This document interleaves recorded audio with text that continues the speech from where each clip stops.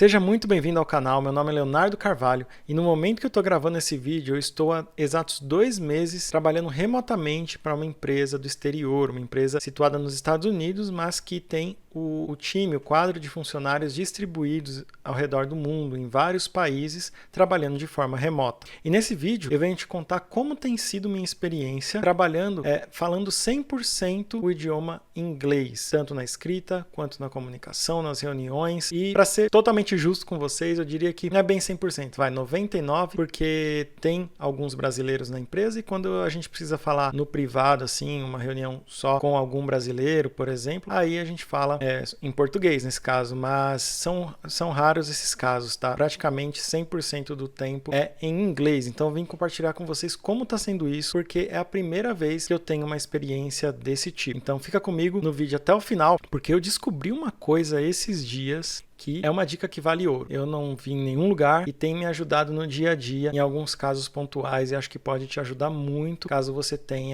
venha a assumir um desafio desse tipo. Então, essa dica que vai estar no final, olha, ela vai valer pelo vídeo inteiro praticamente, tá bom? Então fica comigo até lá. Já deixa o like aqui no vídeo, tá? Para apoiar o canal e também se inscreve. Então vamos para o conteúdo do vídeo. Antes de mais nada, eu tenho que explicar para vocês como que eu aprendi inglês. Afinal, para eu ter entrado numa empresa onde é necessário falar inglês 100% do tempo, eu já tinha que saber inglês previamente. Então, eu passei por entrevista, passei por todo o processo e tudo isso já foi nesse idioma. Então, eu já sabia inglês antes. Então, eu vou contar para vocês como que eu aprendi. Bom, eu tive a oportunidade de, quando eu era adolescente, fazer um curso completo de inglês. Na ocasião, eu fiz o curso da Wizard completo e o curso tradicional mesmo, né? Indo ali 2 vezes por semana nas aulas durante alguns anos e eu finalizei esse curso. Depois disso, eu tive algumas oportunidades de praticar o inglês, mas nenhuma delas foi como essa, nenhuma delas foi 100% do tempo. No meu primeiro emprego, eu acabava praticando muito a questão da escrita, porque a comunicação com desenvolvedores, né, era feita por meio de uma ferramenta onde a gente deixava lá bugs reportados, eles deixavam as mensagens sobre os bugs, porque eles trabalhavam em fuso horários diferentes, né? Eram desenvolvedores que estavam na Coreia e a gente testando, fazendo teste de software no Brasil, então era essa comunicação aí assíncrona, não tinha que falar diretamente, né? Conversar por meios verbais, né? Era somente texto. Então, no dia a dia dessa empresa, praticamente tudo que eu escrevia e lia era em inglês, mas todos os funcionários eram brasileiros, então 100% falando português. Eu fiquei 6 anos nessa empresa, né? E depois disso eu não tive nenhuma outra oportunidade que eu tive contato com inglês quando eu tinha nessa primeira. Por mais que era só escrita e leitura, já era algum contato, né? Nas demais, até essa recente que eu não tive nenhum grande contato. Tive momentos pontuais que tinha que falar com algum fornecedor de fora, algum representante, alguma coisa que era bem pontual, assim, não dava para considerar que eu estava praticando. Então eu fiquei bem parado mesmo, e quando você fica parado, você acaba esquecendo de algumas coisas, você perde a prática, né? Mas eu sempre tentava manter o inglês afiado ali, né, por meio de recursos que eu mesmo tinha, como assistir alguma coisa, como em algum momento falar inglês com alguém que sabia também, algum amigo, alguma coisa nesse sentido. Mas nunca foi uma coisa que eu estava estudando, né? Desde que eu fiz aquele curso lá na adolescência, eu nunca mais tive aulas, nunca mais paguei aulas para manter o inglês ativo. Então, eu fui carregando com o que eu já tinha, com o que eu já sabia, né? E praticando conforme dava. Não cheguei a me dedicar muito assim em manter tudo isso na ativa. Mas, de certa forma, eu me sentia até um pouco confiante ou até mesmo cara de pau para participar de algumas entrevistas em que você tinha que falar inglês, né? Com alguém de fora, com alguma oportunidade de fora do país. E foi dessa forma que eu acabei encontrando a oportunidade atual, na qual eu vou compartilhar com vocês aqui como tem sido. Vamos falar agora sobre o meu nível na entrevista, né? Na entrevista desse emprego no qual eu estou atualmente aqui, completando 2 meses. Eu considero que meu nível de inglês na entrevista estava avançado, tá? Eu conseguia falar, me expressar e conseguia entender ali, eu diria que em torno de entre 90% e 95%, dependendo da pessoa com quem eu estava conversando, né? Como eu entrevistei várias etapas, tinha pessoas que, dependendo do sotaque, era um pouquinho mais complicado, outras um pouco mais tranquilo. Então, de 90% a 95%, ou seja, dava para se virar bem, né? Esses 5% ou 10% que faltava, dava para tranquilamente entender o contexto do que estava sendo falado e continuar a conversa numa boa. Referente a falar, foi onde eu senti que eu estava com mais necessidade de melhorar, sabe? Muitas coisas no meio dessas entrevistas, às vezes eu saía até meio frustrado, assim, nossa, eu queria ter falado isso de uma forma e na hora travou, sabe? Mas de alguma forma, né, foi o suficiente, deu certo e eu entrei na vaga. Mas a parte da fala, né, da conversação, no caso, eu falando inglês, foi a parte onde eu senti que eu estava com mais dificuldade e isso até me pegou de surpresa, porque até um tempo atrás a minha maior dificuldade era em entender. Eu tinha muita dificuldade de entender pessoas falando inglês, né? Principalmente pessoas nativos dos Estados Unidos e de algum outro país. Eu sempre tive mais facilidade de entender outro brasileiro falando inglês, né? Às vezes porque tem os mesmos jeitos, né? As mesmas formas de falar ali, a língua original é a mesma, né? Então, eu sempre tive facilidade de entender pessoas brasileiros falando português. Sempre tive facilidade de entender brasileiros falando inglês, mas pessoas de outros países falando inglês era a minha maior dificuldade. E como eu falei, isso meio que eu consegui superar.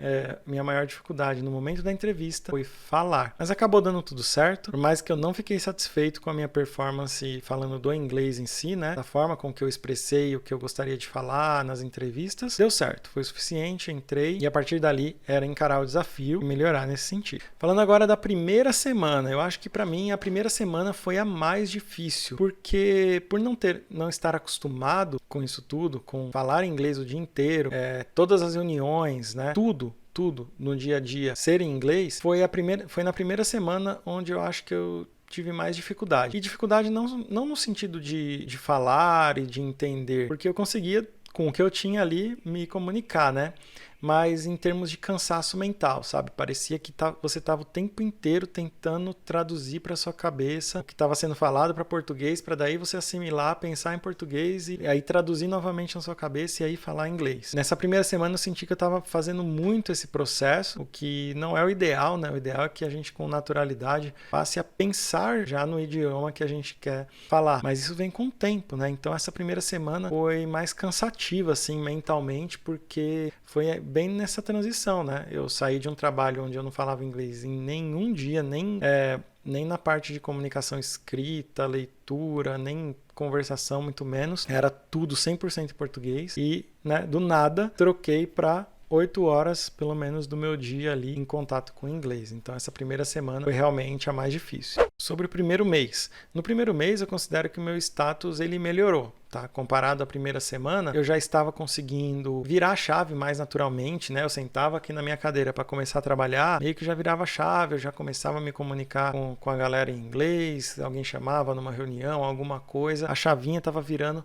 um pouco mais rápido, né? E estava se tornando um pouco mais natural e eu fiquei feliz por isso, porque tive a oportunidade de fazer essa autoavaliação e ver que eu estava melhorando, principalmente na parte da fala, né? Saindo com mais fluidez. Naquela primeira semana que eu comentei com vocês, muita coisa eu tava dando aquelas travadas, sabe? Meio que como se fosse gaguejando mesmo, falando aqui aquela mesma palavra, até achar outra, sem muita fluidez na comunicação. Já no final do primeiro mês isso melhorou bastante. Até minha esposa, que às vezes ouve aqui eu participando de uma reunião ou outra, né? Me deu esse feedback, falou, nossa, você tá falando mais com mais fluidez, né? Tá falando mais naturalmente. Então isso foi um status bem legal ali, com apenas um mês, né? Mas obviamente, foi uma melhora perto da primeira semana e perto do nível que eu falei. Ainda está longe de ser o ideal, de ser onde eu quero chegar. E como eu estou hoje, após 2 meses, eu considero que eu evoluí um pouco mais comparado com o primeiro mês que eu acabei de falar. Estou ainda mais conseguindo iniciar uma conversa de uma forma fluida, entender, a chavinha já vira, né?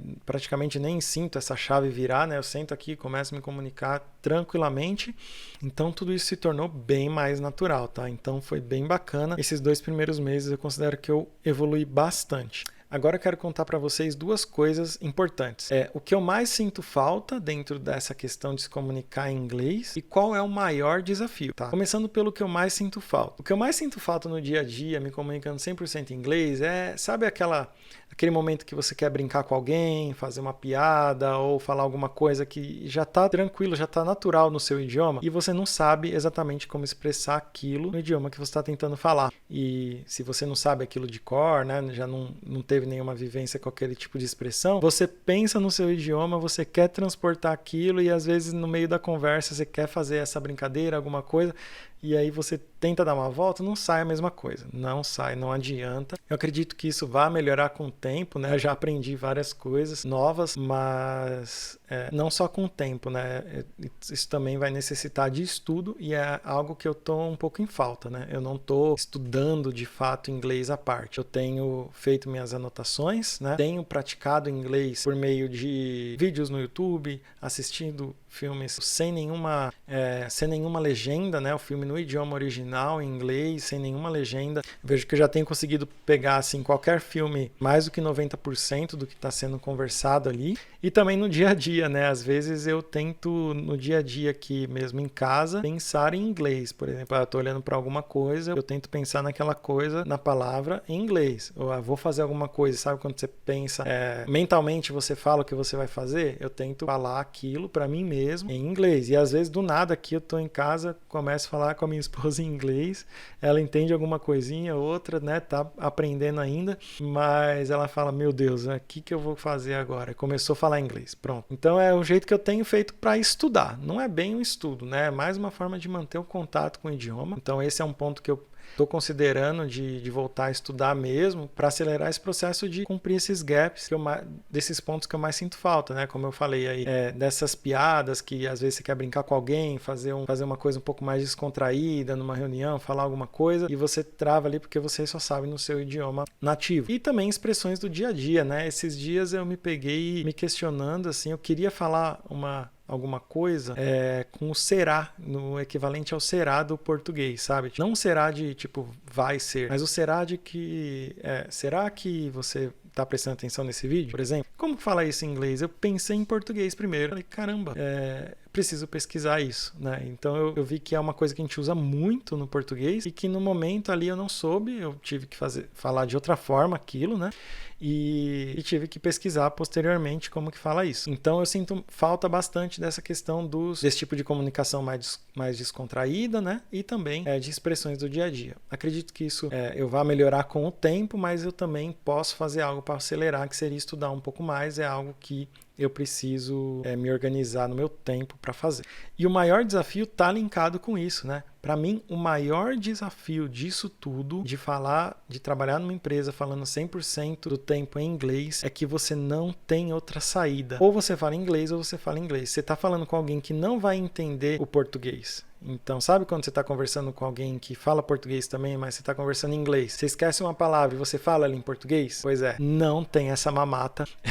Não tem essa mamata quando você está falando com alguém que só vai entender o inglês. Muitas pessoas dessa empresa na qual eu trabalho são de países e que o idioma nativo não é inglês. E eu também sou de um país, né, do Brasil, que o idioma nativo não é inglês. Então a única coisa que conecta a gente em termos de comunicação é o idioma inglês. Então você tem que usar do que você sabe para se comunicar com as pessoas. Então usar o que você tem da melhor forma, mesmo que você não sabe tudo, você utilizar do seu vocabulário e do que você já sabe naquele momento, porque não dá tempo de você abrir um tradutor e pesquisar. Isso quebra qualquer conversa, né? Você não está aqui conversando com alguém, você não lembra a palavra, você não vai abrir o tradutor e pesquisar. Então você tem que falar aquela coisa de outra forma, falar um sinônimo daquilo, dar o seu jeito, tá? Então esse para mim é o maior desafio e é um desafio também que te tira da zona de conforto, te faz crescer bastante também. E agora eu vou compartilhar com vocês a dica bônus matadora que eu comentei lá no começo do vídeo. Gente, essa dica é algo que eu descobri sozinho, na verdade eu não vi em nenhum lugar comentando sobre isso, eu descobri sem querer, mas que em alguns momentos me ajuda bastante. Dentro da plataforma de reuniões do Google, o Google Meet, tem um botãozinho lá que é CC, de Closed Captions. E aquele botão transforma em texto tudo o que está sendo falado por alguém que está falando naquele momento, naquela reunião. Então, se você ativa ali, é uma transcrição em tempo real, como se fosse um filme legendado do que a pessoa está falando. Eu descobri sem querer, aquele botão sempre estava ali na minha cara, mas eu descobri sem querer um dia desses simples, né? E dependendo da situação, ajuda demais, tá?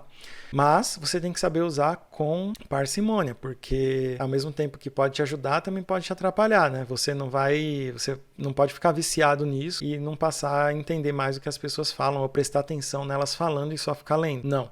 Como eu uso? Normalmente, quando eu vou falar com alguém que eu sei que eu entendo um pouco menos do que a pessoa fala, eu deixo ativado, não leio, e se a pessoa falou algum ponto que eu não captei, eu dou uma olhadinha e vejo o que foi falado ali, porque às vezes é algum ponto importante que não pode perder. Então, eu tenho utilizado dessa forma, de uma forma bem sutil, só para dar um boost ali na forma que eu estou me comunicando com as pessoas. Então, eu não deixo ativado, por exemplo, as pessoas do time que eu trabalho, eu já estou acostumado com a forma que elas falam, não ativo isso não, mas é só com algumas pessoas que eu sei que eu entendo um pouco menos, eu vou lá, ativo, e quando tem alguma frase, alguma coisa que eu não captei direito, eu dou aquela olhadinha. E o bom é que é logo embaixo da imagem da pessoa, né? Então a pessoa não percebe que você está lendo ali alguma coisa, que você está com isso ativado. Então, essa dica assim é matadora, te traz um pouquinho mais de confiança. Confesso que traz um pouco mais de confiança, porque uma dessas pessoas mesmo que eu conversava e não entendia tão bem assim, eu diria que na minha média entender entre 90% e 95%, essa pessoa entendia uns 85%, assim, então eu poderia perder alguma informação relevante ali. Então, quando eu descobri isso, confesso que me trouxe um pouco mais de confiança para esses momentos, enquanto, claro, eu vou aprendendo, né, melhorando e me acostumando com a forma com que essa pessoa, né, ou essas pessoas que eu não entendo muito bem falam. Então essa dica, gente, é matadora. O botão Close Caption do Google Meet pode te ajudar bastante nessa jornada. Mas, atenção, não fique viciado nisso, porque vai ser muito perigoso.